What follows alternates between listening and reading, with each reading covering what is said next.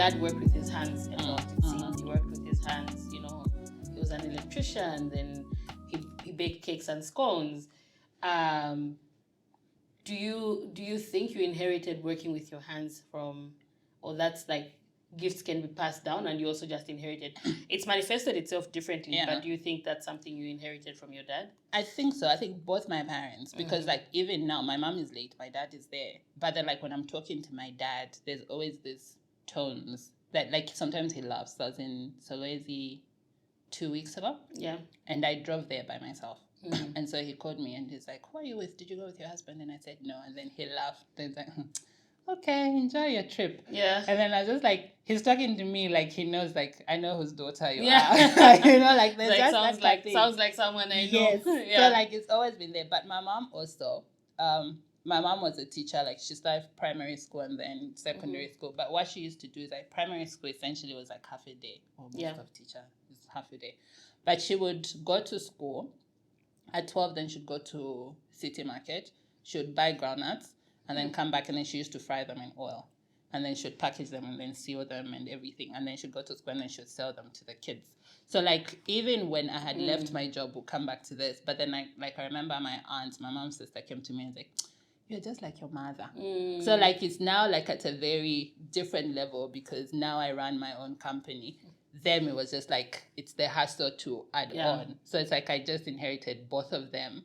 The hustle gene. Yes, and then just came on and I carried it through. The hustle gene 2.0. Yes. Yeah. Sometimes it stresses my dad. Like, you can even look and you're just like, I'm your child. Yeah, I'm you're probably stressed because you can see yourself in me. Yeah. So tell us about the origins. I think it's been so fascinating hearing the makings of it, because sometimes we think our startups start the day that we incorporate them, right? Yeah. And yet it's just been a journey of these little things being pieced together. Yeah. To even give you the nerve to start at that point That's has been part of like all these things accumulated, right? Yeah. So at which point did you just decide that you're going to go for it? You're going to actually formalize the business? Because it sounds like, you've had the hustle gene, you've been doing things. But at which point did you say, this is going to be a company? Yeah. And I'm going to do what's supposed to be done. I'm going to go and, register the company. I'm going to have employees. I'm going to pay my taxes. It's going to be a thing and not just like a hustle. Yeah. What was that decision making like? What were the origins of it? What was the inspiration behind the name? So just what's the story of your company? And so I became curious in the making of clothes, like way back. And it wasn't even that I wanted to run a business, because my plan was going to be like a PS, like a permanent secretary in government. That was the dream.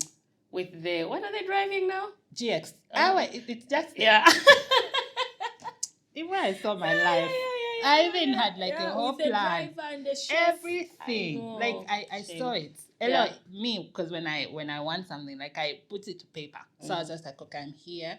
Then this is the next level. This is how long will it take? I had the entire staircase, vision, everything, steps, everything. And then I had to quit my job because my husband went dollar. My husband got a transfer to Lusaka, and I said, I'm not doing. So you're in government? Thing. Yes, I was. I was in ministry. You were on the path. I had the whole thing. I got into government at managerial level. So I was like, okay, so I know that I'm already Division 1. Yes. Now I just need to start climbing. I was like, okay. I even applied. No, you do have the permanent secretary. I can see it. I can see you in your GX. So you can see it. I can see it. Yeah. Now the dream is gone. No, you can still have a GX.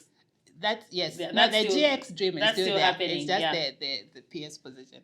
It's gone. Also, I love that the GX has just become part of the Zambian dream. Yes. You know what I mean? Let's not do okay, this. So I was just like, okay, so I had a whole plan. I did library and information studies at UNZA. And so when I was planning my PS thing, in the line that I wanted, because I wanted to go like in the Department of Planning. So everyone I kept on asking was like, you have to be a planner. I even applied University of London. I got in School of Economics. I was going to do economics. I was like, okay, they want like economists to be planners and whatnot. And then just as my books were coming in for first semester, and then my husband got his transfer, and I was just like, okay, I'm not staying. If we're moving to Lusaka, we're all moving to Lusaka. Yeah. So I left my job and I said, I will find a job or I'll find something. But a year before, my husband bought me a sewing machine. And he said, like, you have been talking about learning how to sew clothes. Stop bothering us with this whole shiny, like, here's your machine. Learn. I love it. I love like here. Yes. And I was just like, like, we keep talking about the same thing. Like, do something. Because I kept on saying, okay, when I get paid next month, I'll buy. Yeah. And I was just like, here, just learn. And so it came with a manual. And so I put it in, and they was like, okay, so this is how you thread a machine. This is how you do things. And it had even a red cloth on it. And then I put it there. I just stepped on it, and I did a stitch, and it was perfect. I even have it on my Instagram. Like, it's like the cutest thing. That was like March 2014. That is such a good story. Yeah, it was like perfect. It was just like, I even put it as like my perfect stitch. It was just like a whole thing. But then there was no dream like I was going to run a business because I was still in government. It doesn't start like that, does it? No. Yeah. And so we moved to Lusaka now. I don't have a job. I'm pregnant with my second child. And I'm like writing all sorts of application letters everywhere. I'm buying the papers every day. But then I still have the whole day at home. So that's how I just started experimenting. So I was like, okay, let me try. Can I make a bag? Now my interest had actually moved away from clothes. So I wanted to make more accessories than I wanted to make clothes. So I was making like all different types of bags. So I'd do like a tote bag, I'd do like a clutch, I'd do like a pencil case, I would do a little makeup bag and stuff. And occasionally I'd make clothes. Maybe like I'll make a maxi skirt or I'll make like a top or something. But what I was doing is that I was posting like every day. Guys, today I made a bag. Guys, today I made What medium were you using? I was using my Instagram and my Facebook, but mostly my Facebook. Okay. And so like what they say, like people are always watching. Yeah. And so Stanbic was having their Anakazi banking launch. And so now they're having, what gifts are we going to give to people? And someone was like, oh, it would be so cute to give them like little makeup bags. And then like, where can we get? And someone who is sitting in that meeting is like, I have a friend who makes these things. Wow. Yeah. And so I get a call. It's like someone is going to call you from Stanbic. They want 250 bags, but they want them in 4 days.